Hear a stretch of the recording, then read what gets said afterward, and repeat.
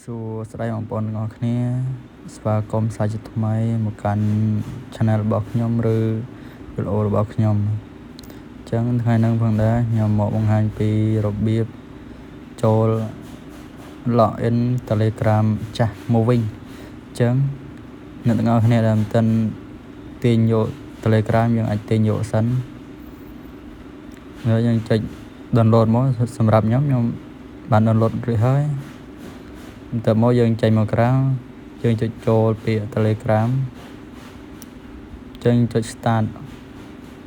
ទៅមកត្រង់ហ្នឹងគេឲ្យយើងវាយលេខទូរស័ព្ទហើយយើងរកប្រទេសកម្ពុជាសិនមកយើងវាយលេខទូរស័ព្ទចូលចាំបន្តិចបងប្អូន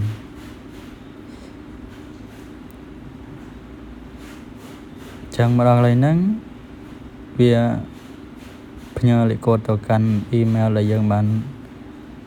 ភ្ជាប់ជាមួយ Telegram របស់យើងបើសិនបើអ្នកទាំងអស់គ្នាផ្លេច email ដែលយើងភ្ជាប់ជាមួយ Telegram យើងមិនអាចយកវិញបានទេអញ្ចឹង email ហ្នឹងខ្ញុំចាំបានអញ្ចឹងខ្ញុំវាយចូលមកដល់កន្លែងហ្នឹងយើងវាយពាក្យស្ងាត់ដែលយើងបានភ្ជាប់ជាមួយ Telegram របស់យើងអ្នកដែលមកថ្មីកុំភ្លេចជួយចុច Subscribe អ្នកមួយផងដើម្បីទទួលបានវីដេអូថ្មីៗពីខ្ញុំបានទៅមកយើងចុចចូលអញ្ចឹងយើងចូលបានហើយបងប្អូនចុច Share All មក